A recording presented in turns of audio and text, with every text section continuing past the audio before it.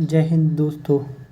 Welcome to science मंत्रा 2.0 में आज हम पर्यावरण अध्ययन MCQ type test series 2 start करने वाले हैं, जिसमें आपको कुछ इम्पॉर्टेंट प्रीवियस ईयर के क्वेश्चन हैं जो बहुत ही परीक्षा की दृष्टि से महत्वपूर्ण हैं। अतः आपसे अनुरोध है, इसको अच्छे तरीके से देखिए और इसका रिवीजन कीजिए। हो सकता है इसमें से कुछ क्वेश्चन जो है आपके एग्ज़ाम में देखने को मिल सकते हैं। इस आगे हम क्लास को स्टार्ट करते हैं। सामने आपकी स्क्रीन पर पहला क्वेश्चन आ गया है। भारत की सबसे लंबी नदी का नाम बताइए। भारत की सबसे लंबी नदी का नाम, first option Brahmaputra, second option Ganga, third option Godavari, fourth option Krishna.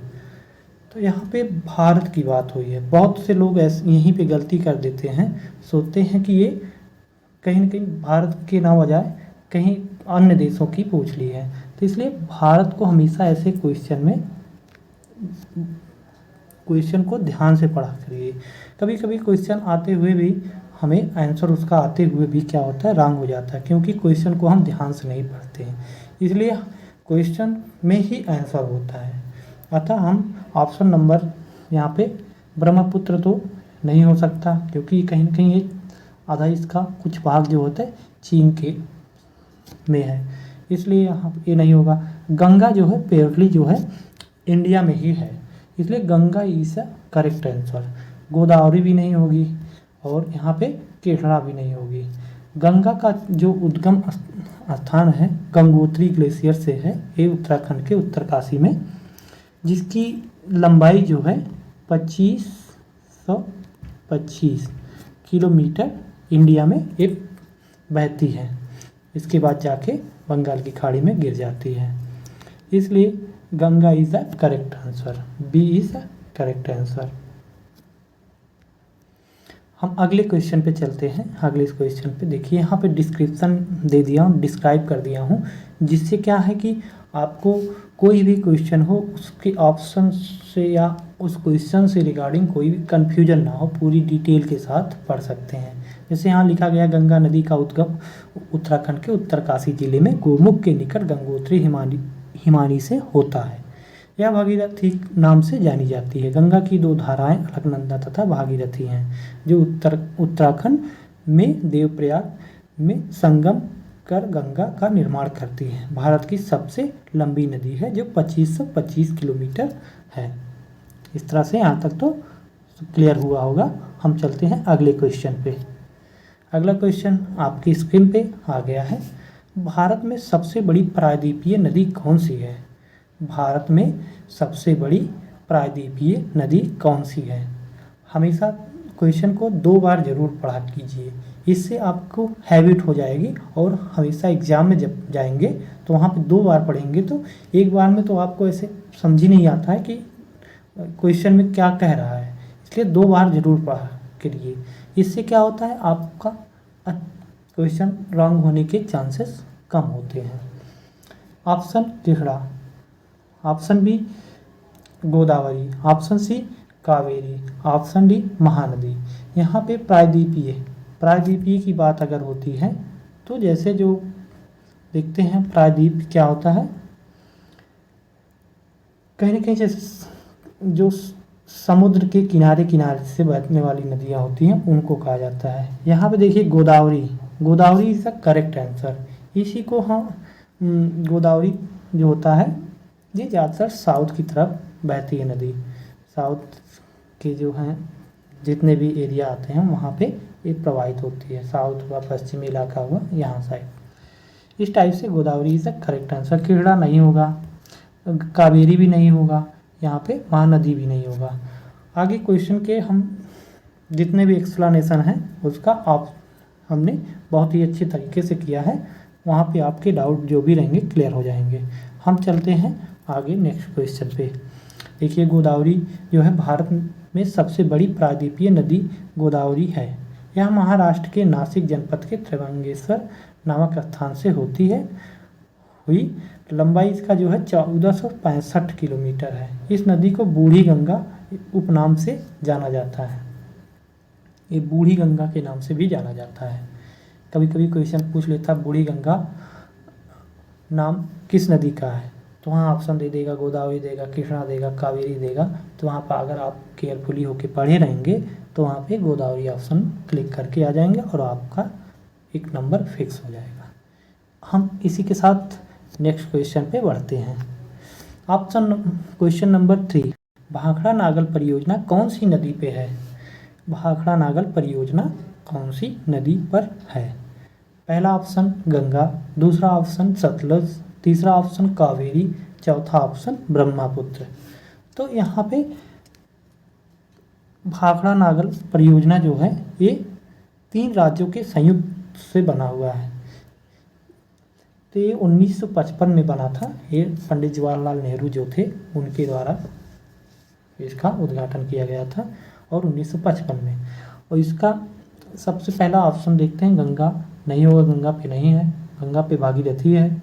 और इसके बाद सतलज जो है इज अ करेक्ट आंसर, और कावेरी भी नहीं है, ये ब्रह्मपुत्र भी नहीं है। इस टाइप से हमारा option number B is a correct answer. और इसका हम एक्सप्लेनेशन नेक्स्ट स्लाइड में किए हुए हैं अच्छे तरीके से, जिससे आपका क्लैरिफाई हो जाएगा। देखिए सतलज है, भाखड़ा नागल परियोजना पंजाब राज्य की सतलज नदी पर एक बहुउद्देशीय परियोजना है। यह राजस्थान, पंजाब और हरियाणा की संयुक्त परियोजना है। ये तीनों राज्य मिलकर इस परियोजना का मेन हिस्सा है। ये बहुउद्देशीय परियोजना है। इसके द्वारा बहुत से बिजली कहीं पैदा की जा रही है, कहीं पे डैम बनाए हैं, वहाँ पे सिंचाई के लिए यूज हो रहा है। इस तरह से यहाँ बहुउद्देशीय परियोजना है। हम चलते हैं नेक्स्ट क्वेश्चन पे। चौथा क्वेश्चन आपके स्क्रीन पे आ गया है। रेगिस्तानी ओक नाम एक पेड़ है जो पाया जाता है। ये क्वेश्चन आपको सीटेट में या यूपी टेट या सुपर टेट में देखने को कहीं न कहीं ज़रूर मिलेगा, क्योंकि ये बहुत ही इंपॉर्टेंट क्वेश्चन है। तो हम चलते हैं ऑप्शन पे। राजस्थान के रेगिस्तान में, संयुक्त अरब अमीरात के रेगिस्तान में, ऑस्ट्रेलिया में, अबू धाबी में। रेगिस्तान ओक नाम जो है एक पेड़ का है, वो कहाँ पाया जाता है? ऑस्ट्रेलिया में पाया जाता है। ऑस्ट्रेलिया में जो जहाँ पे रेगिस्तान का बहुत बड़ा भूभाग है, तो वहाँ पे क्या है, ये पेड़ पाया जाता है। इसके तने से लोग क्या करते हैं, वहाँ के पानी निकाल के पीते हैं।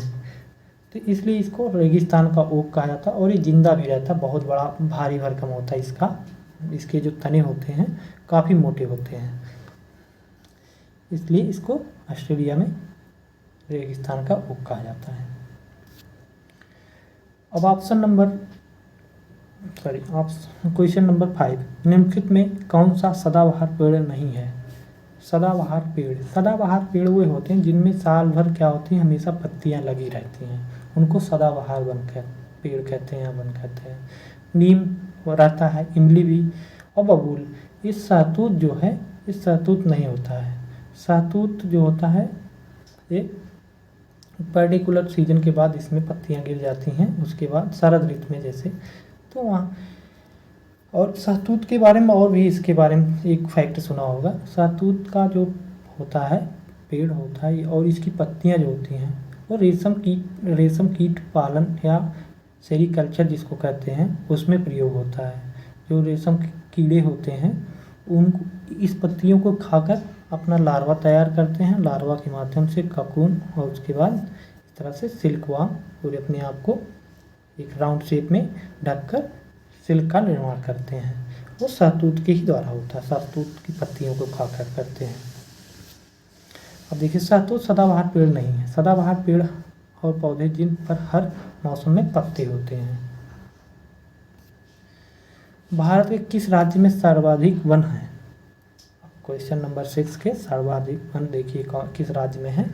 इस क्वेश्चन को ध्यान से पढ़िएगा, बहुत से लोग जल्दबाजी में इधर उधर का ऑप्शन लगा देंगे, इसलिए इसको ध्यान से देखिए। Option number A Uttarakhand, option number B Madhya Pradesh, option number C Uttar Pradesh, option number D Kerala.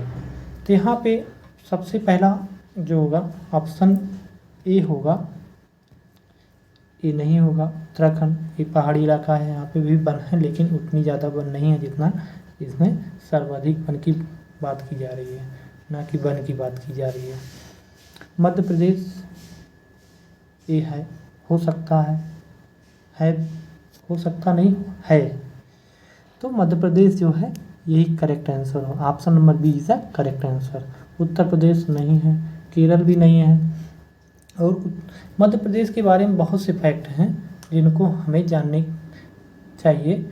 और बहुत से, जैसे यहाँ पे क्या होता है, मध्य प्रदेश को टाइगर स्टेट भी कहा जाता है। यहाँ पे बाघों की जो संख्या है सबसे ज़्यादा है कर्नाटक के भी, कर्नाटक में था, उसके बाद यहाँ पे, लेकिन अब इस समय पहले स्थान पे आ गया है मध्य प्रदेश। और यहाँ वनों की संख्या भी ज़्यादा है। यहाँ पे बहुत से संरक्षण वन भी हैं, उद्यान भी हैं, जो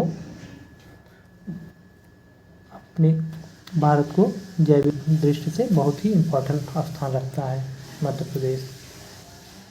इस तरह से option number B is the correct answer.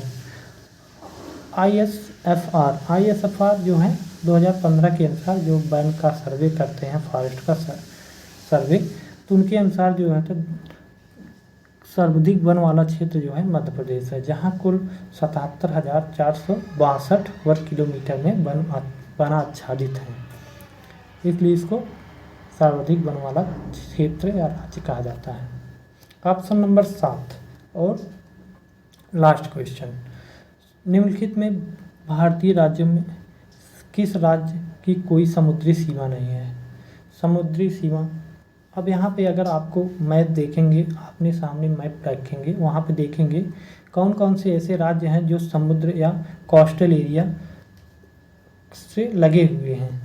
यहाँ पे देखेंगे गुजरात भी है, गोवा भी है और महाराष्ट्र भी है, तो यहाँ पे गुजरात भी कहीं न कहीं जो है समुद्री एरिया है। और क्वेश्चन को हमेशा ध्यान से, हम बार बार यही बता रहे हैं कि क्वेश्चन को हमेशा ध्यान से पढ़ा करिए, क्योंकि जब तक क्वेश्चन को ध्यान से नहीं पढ़ेंगे तब हमेशा गलती करेंगे। तो यहाँ देखिए नहीं, अभी कुछ लोग होंगे जो करेंगे निम्नलिखित भारतीय राज्यों में किस राज्य की कोई समुद्री सीमा है, ऐसे बोल देंगे, लेकिन यहाँ पे नहीं को हमेशा अंडरलाइन करिए, क्योंकि सबसे ज़्यादा गलती के चांसेस यहीं से होते हैं। तो देखिए गुजरात में है, गोवा में है, राजस्थान में नहीं है, सॉरी महाराष्ट्र में है, राजस्थान जो है नहीं है। ये मतलब ये होता है स्थलबद्ध जो राज्य हैं, स्थलबद्ध राज्य जो होते हैं जो समुद्र से लगे नहीं होते हैं, उन्हें स्थलबद्ध राज्य कहते हैं। जैसे राजस्थान हो गया, और कौन सा हो सकता है, उत्तर प्रदेश भी हो सकता है, और यहाँ पे छत्तीसगढ़ भी हो सकता है, यहाँ पे इस तरह से मध्य प्रदेश भी हो सकता है। ये सब जो चीज़ें हैं ये स्थलबद्ध राज्य हैं और समुद्र से सीमा साझा नहीं करते हैं, इसलिए हमारा option number B is correct. आज की क्लास यहीं समाप्त होती है। आशा करता हूँ आप लोगों को क्लास पसंद आई होगी।